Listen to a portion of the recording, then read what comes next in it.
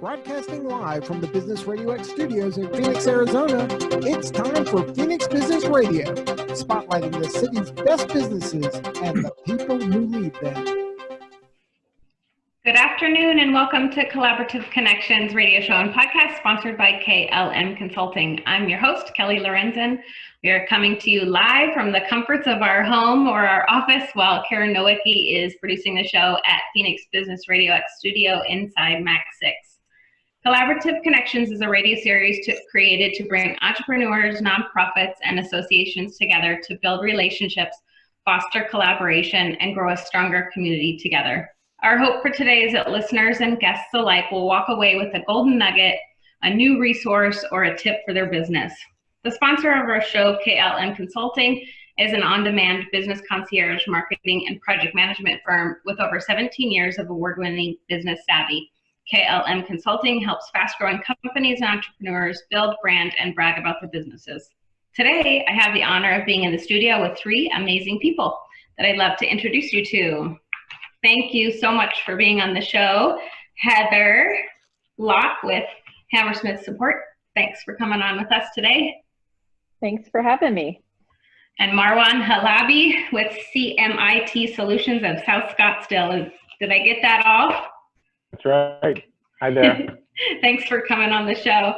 And Bowen with SMS. Thanks for coming on with us today. Thank you for having me. It's exciting and weird and all kinds of crazy times out there. What a perfect time to host a show and have some really good conversation today. I'd love to start so people know the backgrounds of everybody. Tell us a little bit about where you come from, so people can get to know you and your business, and a little bit about your business. Heather, I'll start with you. Okay. Well, I'm originally from Tennessee, so I'm a Southern girl, but I've been in the Valley for quite a while now.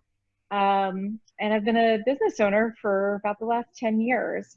I started Hammersmith Support, and we are a WordPress development agency, and we focus on all aspects of web development. We do design, development, hosting, and maintenance of WordPress websites.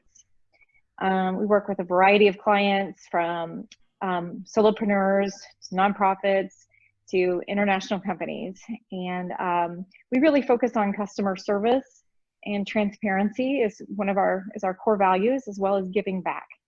And so I know Kelly because we have worked together at Hera Hub co-working space in Phoenix, and we got to be good friends and accountability partners. So I'm really excited to be on this show and to meet you, Dawn, and Marwan. Thank you so much. I know, and she did my website. So when entrepreneurs want to do all their own stuff, right? And so, your initial reaction is, oh, I'll just do it myself. So I did that. And then I was like, yeah, no, I need to have somebody else revamp this for me, even though, we've worked together on a lot of projects, and I'm thankful for your help. I appreciate it. Marwan, tell us a little bit about your background and where you come from and how you got into your business. Yeah, no problem. Thank you again for having me. Mostly in New York up until about 7 or 8 years ago. Moved out to Arizona, just kind of got tired of New York and everything about it, and fell in love with Arizona. And this is where I sort of decided to start my venture. My background has been through various phases in IT, working in information security, cybersecurity, working on the sales side, working on the engineering side, and worked at a lot of large organizations until kind of wanted to do something on my own and kind of got the entrepreneurial bug or whatever you call it, but you kind of want different things in life at that point. So yeah, no, what CMIT as a whole does is you can think of us essentially as an outsourced department in every sense of the word. We essentially take ownership of any help desk related issues, servers, cloud, you know, anything along the lines in the world of IT, essentially anything that allows you from a technology perspective to run your business. We essentially take that over and become a full manager of that, reporting to you as a member of your team. CMIT itself has been around for 20 plus years. Our office and our location has been around for about 7 or so. But yeah, we love what we do. That's neat. I know everybody needs an IT person, right? Yeah. And it's so much better to have it outsourced. I always tell my clients, do what you're good at and outsource everything else. Especially the IT and web stuff.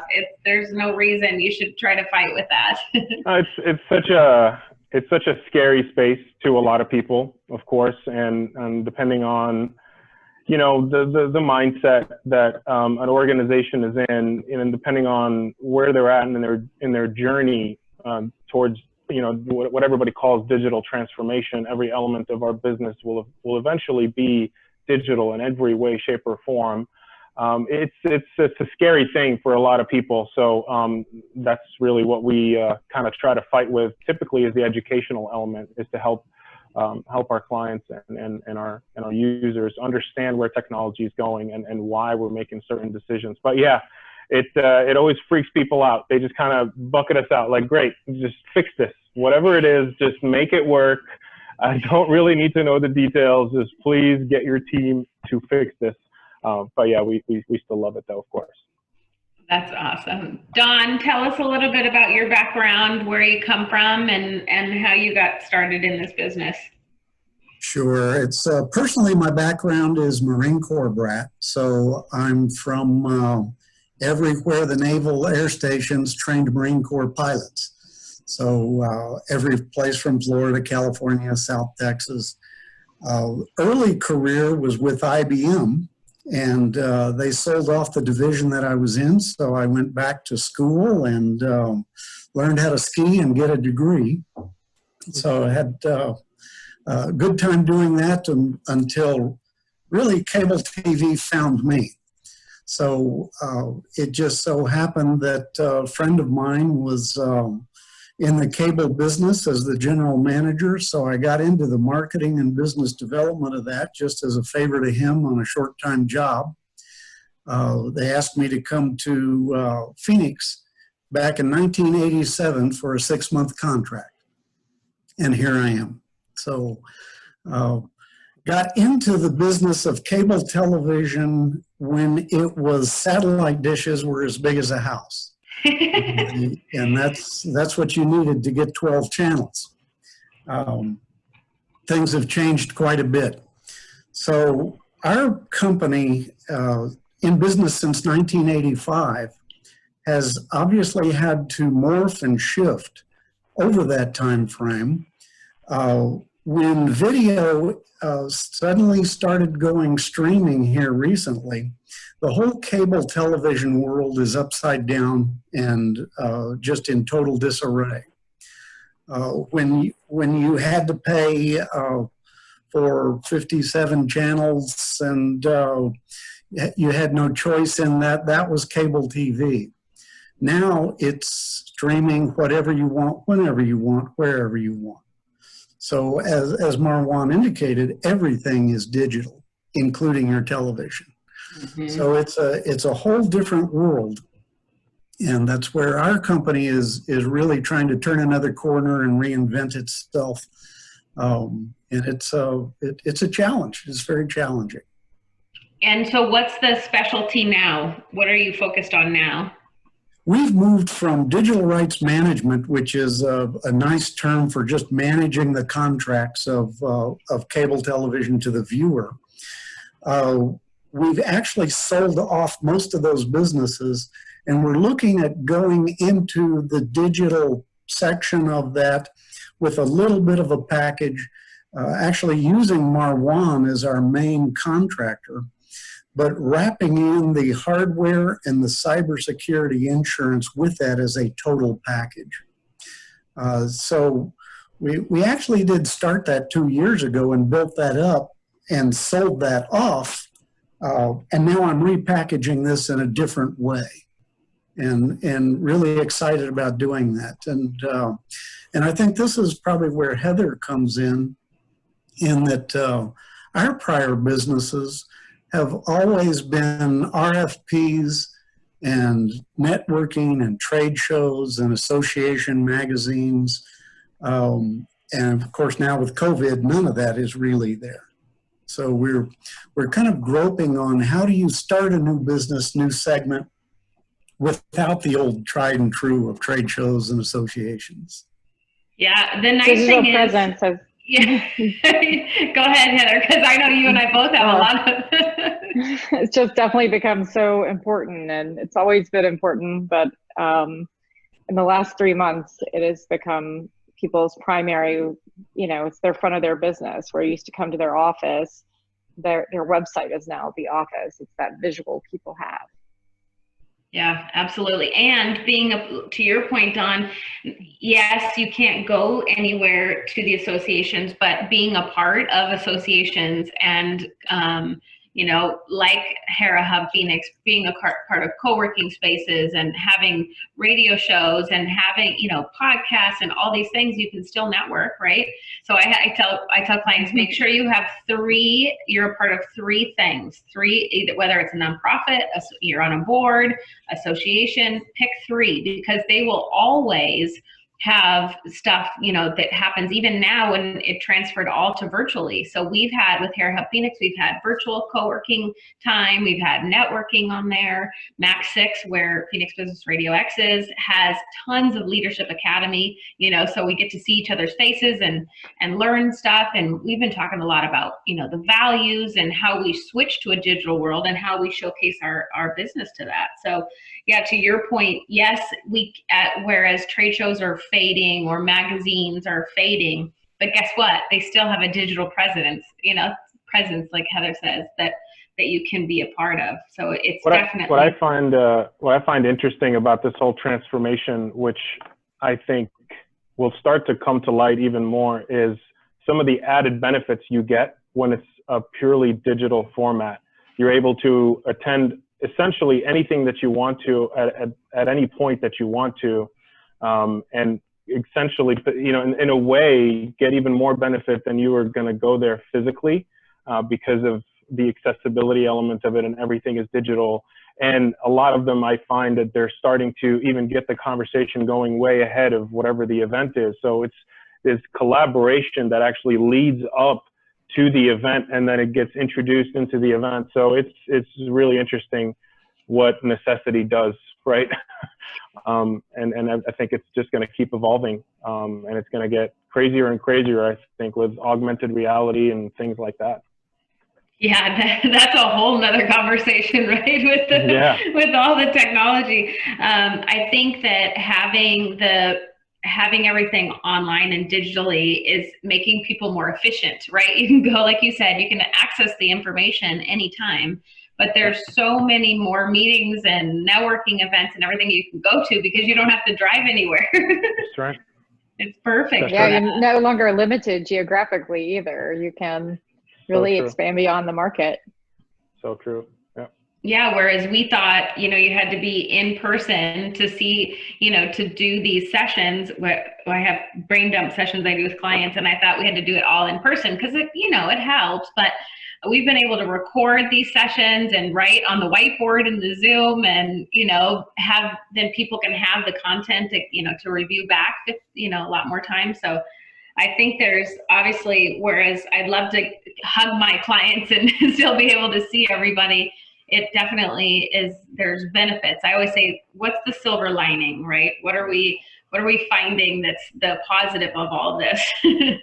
What's kind of cool is, so I don't know if Zoom does it, for example, but we use Microsoft Teams, and it actually, I think, allows you to, I've tried it out a couple of times and I shut it off because unless I need it, but you can start to essentially do closed captioning on everything. So you can still kind of turn down the sound or start recording the text, and it's actually transcribing voice to text now. I mean, all these little experiences that we're all learning about that, are going to become extremely helpful to us.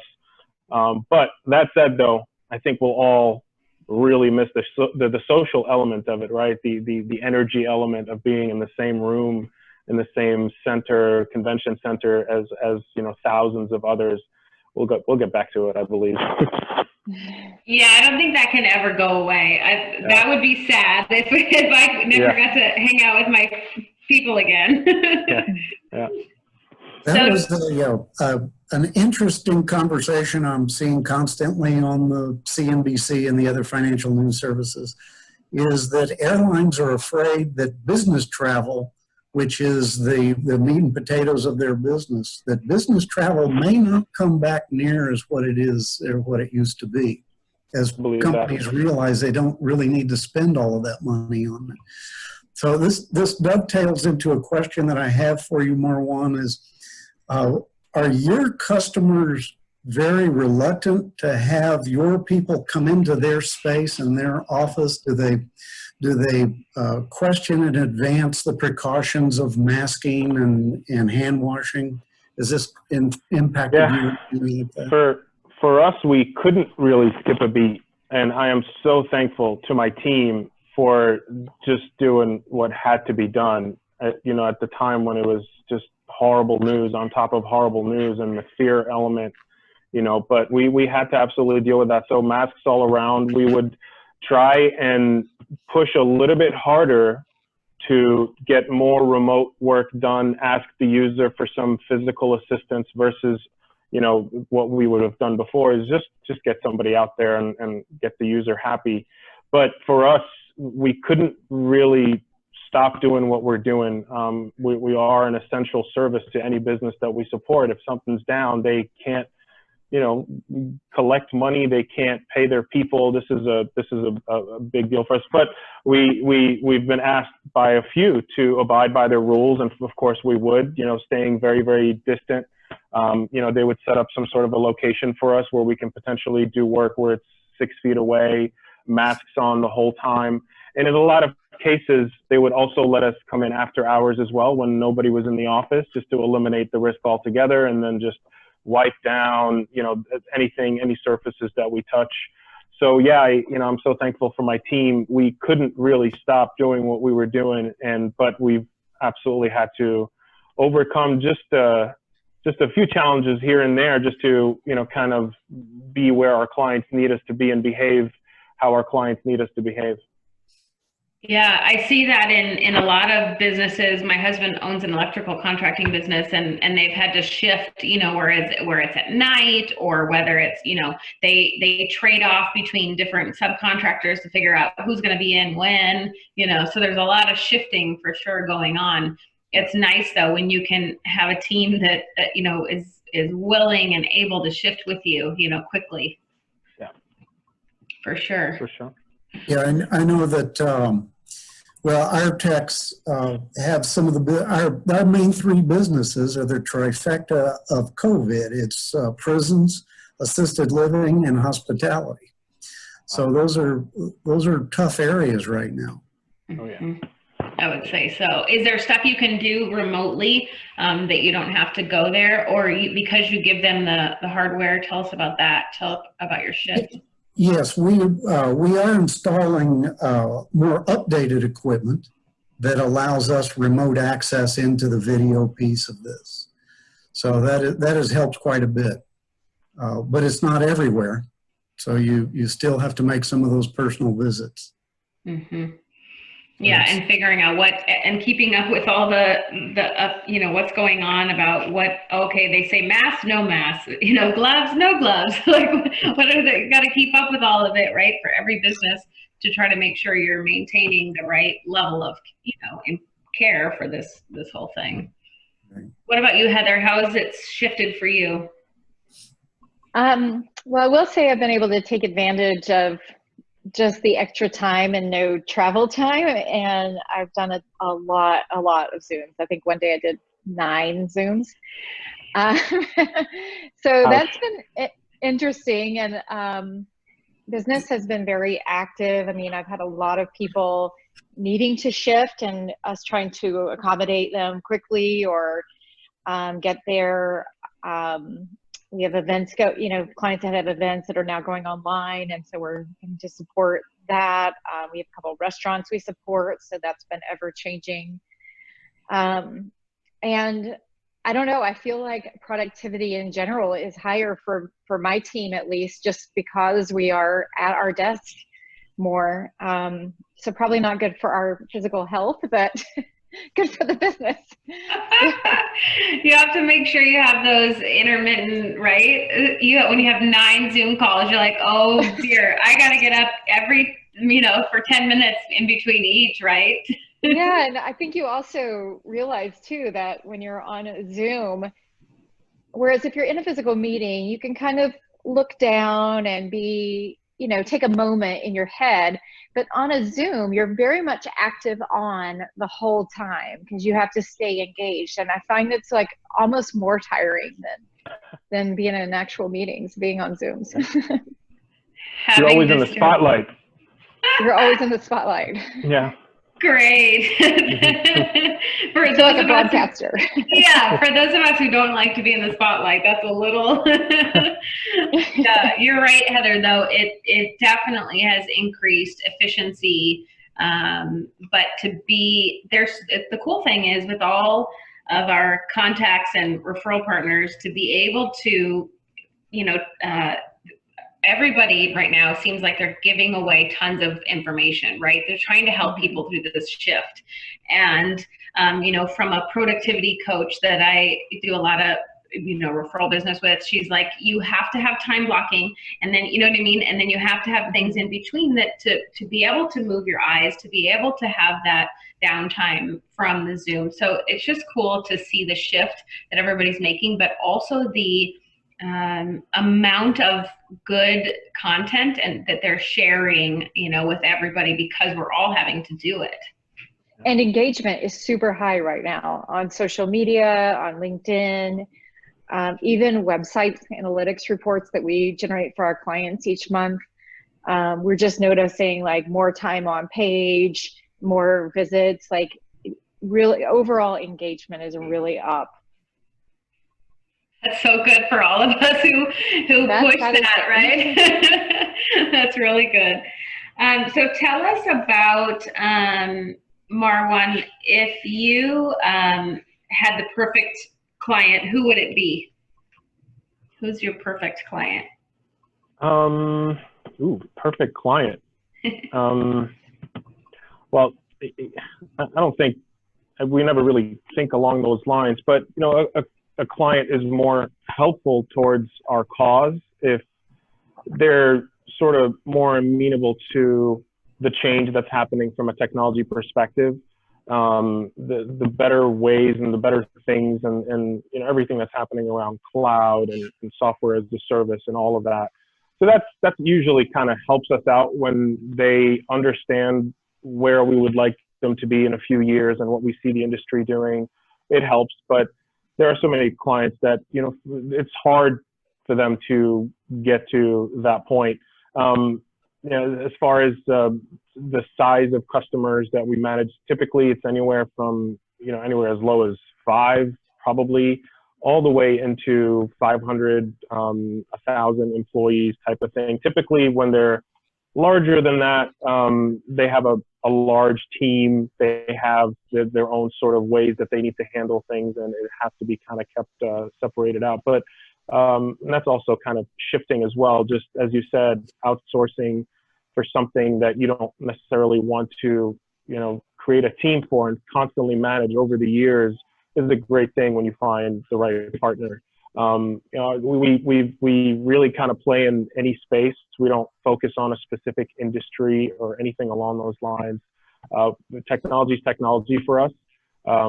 It could be anything from an engineering organization to an entertainment organization, movie company. We range, and we have a lot of different verticals that we cover. And what's going on with cloud? Like you mentioned that if their clients have, they're funny about, right? I'm sure that I don't want to go to the cloud. I don't understand that or whatever. Tell us what's going on with that.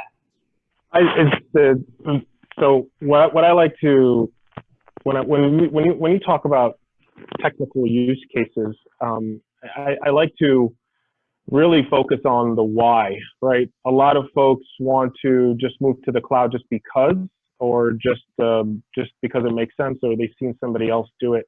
It's really all about the why. And what's happening is a lot of these cloud providers, and we focus on Microsoft, and they've really taken a huge kind of leap forward in this space, and kind of relevant to what Don and I are working on.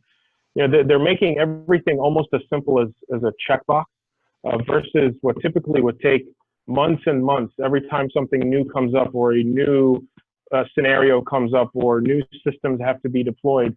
Now it's become clickable within a few minutes if you have the right knowledge, and of course planned, and has to be architected and all that good stuff. But the deployment element essentially goes from months to days and weeks.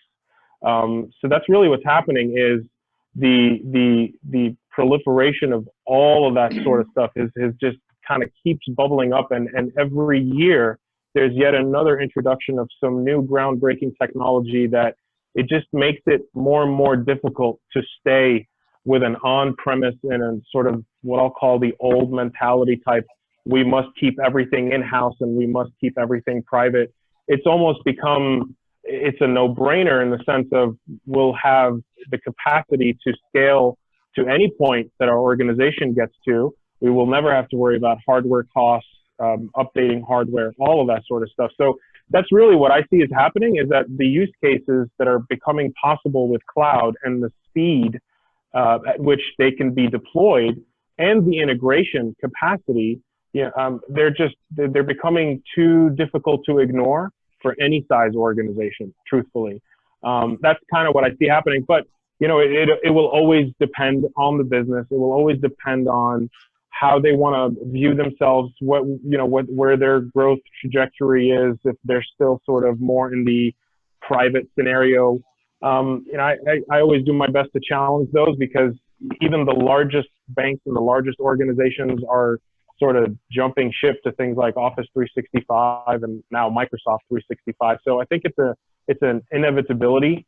In my opinion, it's just nobody really knows how long it's truly going to take, and what each client, what that journey will look like for each organization, client, whatever.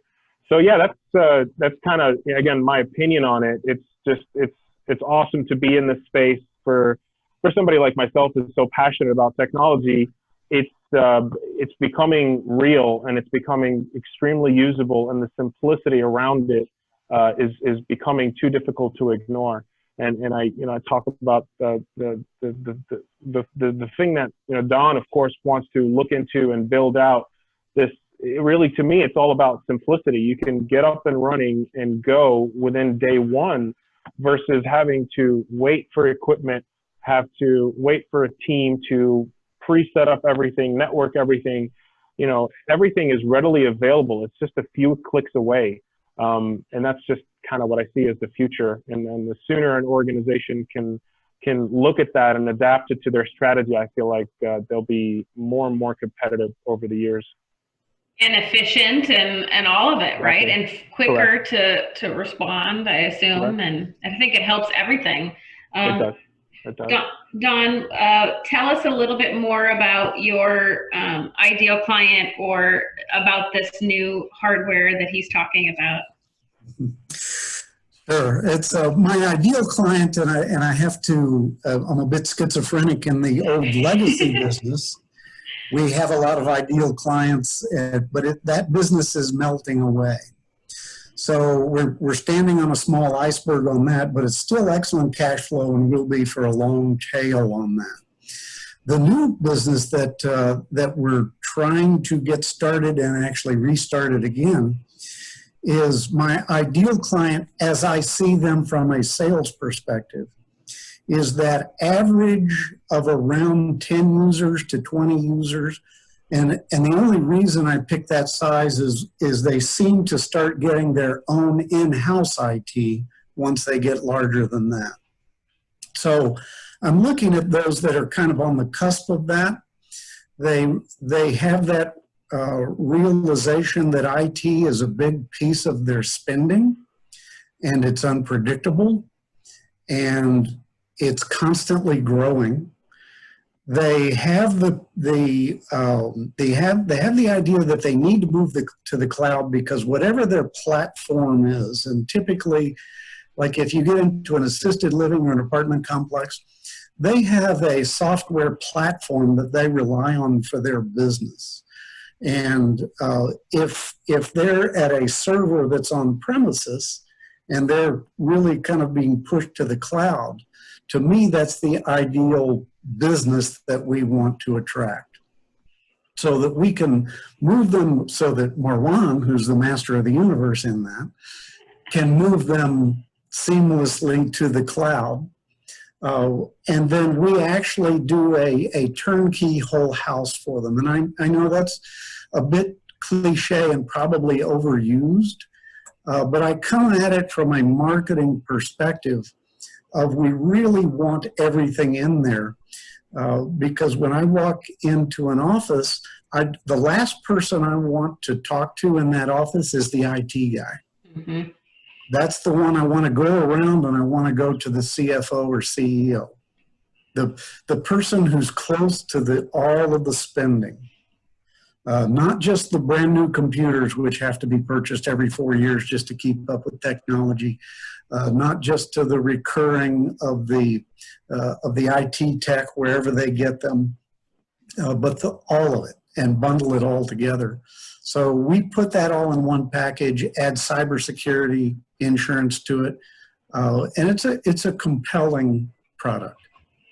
I remember even 8 to 10 years ago, sorry, Marwan, 8 to 10 years ago, I was, my parents and I owned a medical practice, and in the server room, switching the tapes out, every night. Like, how silly is this that we have to still do this? That was only 8 to 10 years ago, having to switch that out. But to have somebody, and every time we would hire somebody, we'd have to have a new computer, and this one broke again. And oh my gosh, we must have had 50,000 conversations about IT and new computers, and where is the IT guy, and why can't we get a hold of anybody, to help us? So what a cool thing it is to have packages, where somebody can just go, okay, I don't have anything to do with computers or the cloud or IT or any of it. Can you just take care of it? And I think that more and more businesses hopefully will adopt that, because while it probably costs a little bit at the beginning, the return on investment to the amount of efficiency to not have to deal with that has got to be huge. I certainly agree with that, and we really try to get over a lot of these obstacles where they don't do what the terms that I'm getting a little bit, but the term refresh, which sounds refreshing. Refresh means a whole lot of money you're going to spend to replace all the equipment. So while it has a nice ring to it, it's a lot of money on the front end. We avoid that for the customer. So it's a monthly flat rate with no surprises, and it was built from the customer's end and simplified from the technical end. While Marwan's group has just a tremendous amount of moving parts in the background, the tip of the spear on the sales part of it is really quite simple, I believe. It's really a simple concept, and Marwan's group does the delivery. That's great. It's nice to connect with people you can fit so easily with, like Heather and I. It's so nice it's so refreshing, speaking of refreshing, to have somebody that not only has similar businesses where you can fit perfectly in like a puzzle piece, right? That it fits perfectly into it, so that you can keep going and doing exactly what you're supposed to be doing, and have somebody else take care of it and not worry, like you guys, your relationship. I never worry if Heather's going to get stuff done if she tells me she's going to get it done, and then you can have that assurance to your client to say, absolutely 100% we can guarantee that because of the outsourced, referral partners you have. So I love that. Heather, tell us a little bit about your ideal client.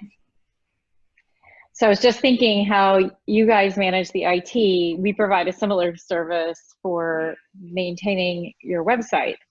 So, and just like what you said, Kelly, just taking that pain off and adding that efficiency. I mean, that was kind of the driver behind steering Hammersmith support towards this model. So we're Hammersmith support because we do the design and development. A huge part of our business is our maintenance business. And so that's where we work with clients on an ongoing basis to manage their website.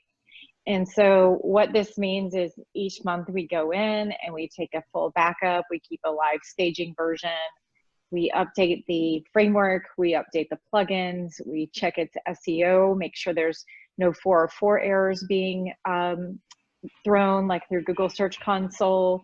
We run an analytics report, we run a security scan. And then with that, clients can call and they have hours for content updates. And so, and you know, a lot of times we maybe need to call their host or call their IT, or they've not renewed their domain, and we help them through that. So the idea is we can be kind of their web team on staff that's not, you know, in their office, but we are part of their team. And so it really marries quite nicely with what Marwan and Don are talking about. So from that perspective, my ideal client is really any company that just would like that help managing their website and evolving their web presence. Because what happens is as we get to know them and their goals and our marketing goals, we can help direct their web presence to really support all of those other things. And even as they evolve in technology, we can be there to support the website so that it fits in nicely. So if they have a new protocol for how emails should be sent from the website, then we integrate that. So we kind of take care of it from a security standpoint, and then also help them to evolve their content. That's great. It's the perfect combination. I said, oh my gosh, when I get those analytic reports, it's so easy to show clients, like, you see the spike of when somebody visited your website, that's when we did the blog. Do you see the spike? That's when we did, you know, all the social media to drive it to your website. It's so cool to be able to have those reports to show people. And we see traffic increases just by submitting it to Google Search Console and getting Google to recrawl their site. So, I mean, I usually get good feedback from clients just after the first month. They're like, oh my gosh, we've seen traffic increase. And we're not an SEO company and we don't focus on SEO, but the things that we do improve its presence, and therefore it gets kind of a natural result. Yeah, to have the organic SEO, we do the same thing. Like, okay, do you have a Google My Business page? I mean, talk about the easiest way to, you know, initially have good SEO, right? Is that updated? Do you have the testimonials? Do you have the reviews? Definitely all helps. So on a whole nother note, I am very passionate about giving back in the community, and I know Dawn, as a client of mine, is as well. So I'd love to talk to you guys about some organizations that you support, or the causes that you love, and reasons why, you know, giving back is, and Heather, I know as well, does a lot with giving back. So tell us a little bit about the organizations you support and why you love them so much. Dawn, I'll start with you. All right. Mine, I have to kind of do a lot of positioning on the front end of it because my passion is surfing. And to go back a little bit, yes, I live in Phoenix, Arizona. So, but I get to the coast as much as I can. My wife and I take some trips every year, but up until this year, the Big Surf Water Park has a big tank, 2.5 million gallon tank, with a wave generator in it that is surfable. So we used that to give regular surf lessons, but also to get autistic kids in there, do wounded warriors, do just a whole lot with challenged kids. We have a surf camp down in South Texas and South Padre that we try to work with every year, but this year things are tough.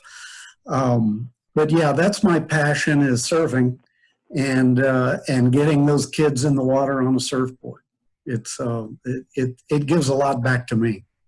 It's so cool, especially the kids. I have friends who have kids with autism, and to have them have that big smile on their face, you know, to be able to surf and do that. What a cool thing that is. And I love seeing all the videos, you know, and the pictures of all the kiddos.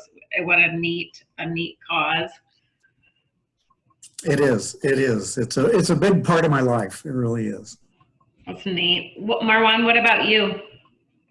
Nothing as amazing as Dawn here. Oh my God, I want to be you when I grow up. I swear. When you get old. No, truthfully, it's been a rough few years as far as that. It's one thing that I've kind of committed to myself that by next year I need to be giving back a lot more. And of course, you know, I give to charities here and there. But I would love to have some sort of a project like Don is with a passion. You know, I'll definitely let you know as soon as I get there. But at the moment, really not much involved with anything along those lines. Don't worry, I have a lot of ideas. I'll give you all the causes, and then you just pick one. Hey, I think I should. When the surf tank opens up again, I'll drag you out there. Please do. It'll be my first time trying it out. I've got to warn you, it's an addiction, but it's a healthy one. Yeah, those are a good kind. Yeah, no, talk about outside. You get sun on your face, you get exercise, and you get to help kids. What's better than that? Seriously. Heather, what about you? So giving back is very important, and I've made that kind of a pillar of Hammersmith support. We have a pro bono client we are in our second year of supporting, which is the Love Up Foundation, who supports children in foster care throughout Arizona. And we provide web maintenance services for them, managing their website at no cost. Close to my heart has always been Big Brothers, Big Sisters. I was a big sister for many years. I was paired with my little sister when she was 7, and she is turning 22 in a few weeks. Wow. So she's truly a part of our family, and just has taught me a lot about life. And so I guess I'm mostly passionate about sort of mentor programs. I know there is another program in the Valley called New Pathways for Youth. I have a friend that just went to work there not long ago, and I know they're doing some virtual mentoring opportunities. So Marwan, maybe that's an easy way for you to give back. So yeah, I think that's where my passion really lies in mentorship. And I would really love to do something with, in the future with teaching girls to be entrepreneurs. So maybe an after school program or something is kind of in my mind for the future. Well, I have the perfect organization for you. I was on the board of directors for Girls Rural Foundation for a couple of years, and that was exactly it, is mentoring young girls, you know, ages 12 to 18, on how to be leaders in the community, on how to not be a statistic. You know, it's, while we have a lot of great things, it's really sad to still see the statistics about, you know, young girls dropping out of school and getting pregnant and not having those leadership skills that, you know, so we teach those 12 leadership skills to young kids. And it's so rewarding to see kids that, you know, are so shy and so, you know, not sure of themselves, come out of those programs better and stronger and more willing. I mean, we wish we would have known all these, you know, self-care and confidence and all this stuff when we were kids, right? It's like, why don't they teach that stuff in school?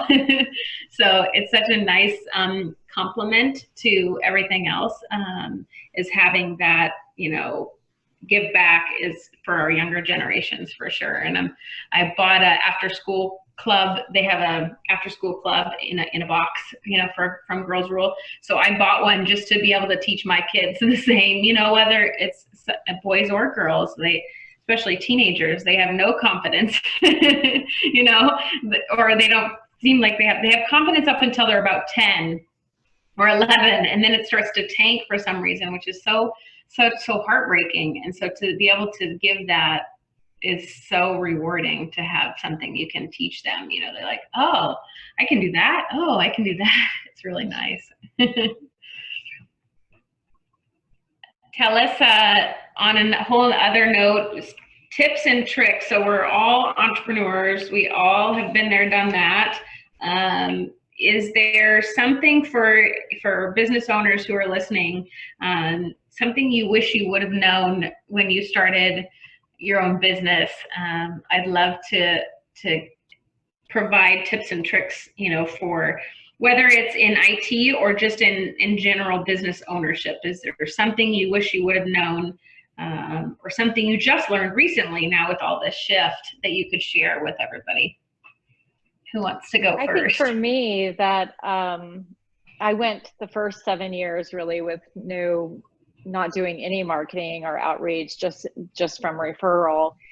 And the last couple of years, I've really been focused on networking and meeting with people. And my eyes have truly been open to the power of networking and spending time just on calls with people that you don't even know, and you just learn something new each time, and it sparks ideas in you for the next iteration of your business. So it's hard when you're first starting out because you're working on the business, but when you can get to a point where you can step out and take it outside and meet people, or on Zoom now, I just feel like the value of that cannot be overstated.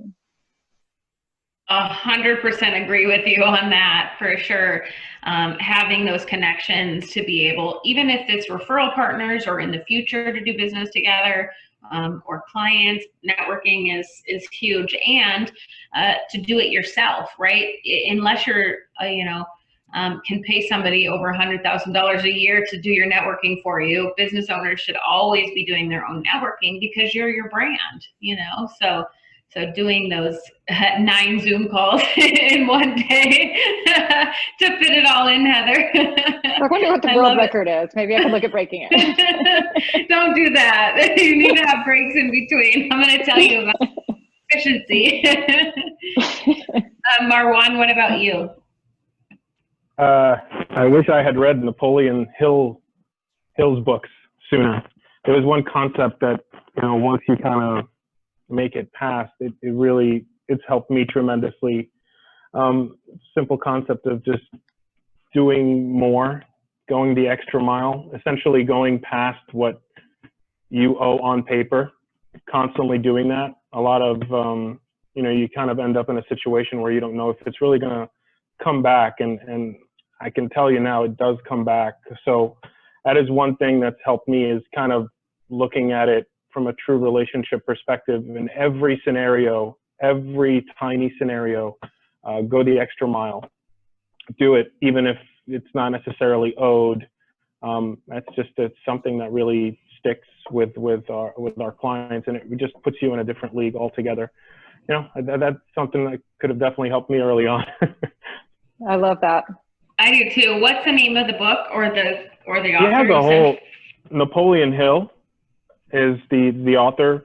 Various books from the 1940s, 1930s, 1950s, whenever. The last one I read was, I think, Master Key of Success. He has one out. I think it was the Laws of Success, which is one of my favorites. Those books are, I think, any entrepreneur should absolutely read a few times. It goes into detail about the right mindset, really, and I truly believe now more than anything that without the right mindset, nothing can be accomplished. So yeah, that would be a recommendation there, is study those books. They talk about success, and it's not always monetary success, which, people see that and say, well, I don't want to just read a book about how to make money. It's not about that. It's about success as a whole. And you start to see that everything really ties in together. You can't be successful in one and not be at the other. You just kind of look at it as a holistic sort of picture. Yeah, I love those books. To have them on Audible. I've listened to a few of them at least a number of times. Yeah, those are great. You hit the nail on the head with mindset, especially right now, right? Yep. To be able to continuously come back, right? And yep. We're going to all get off on, reading this article or seeing, diving into all the comments, but you have to keep redirecting your brain and your mindset to, nope, stay focused. Nope, what are my values? What are my true values? And sticking to those and going the extra mile, because that's part of my values, and having integrity, right? And equality for all. And I bet you, and I'm not a scientist, right? But I bet you there's a whole science to the massive new amount of data that our brains keep taking in on a daily basis versus 10 years ago, versus 20 years ago, versus 30 years ago. If we don't learn how to get into that mindset on demand, then we're just, kind of just reading news 24/7, trying to figure out how to think and how to be. And it just cannot be that way.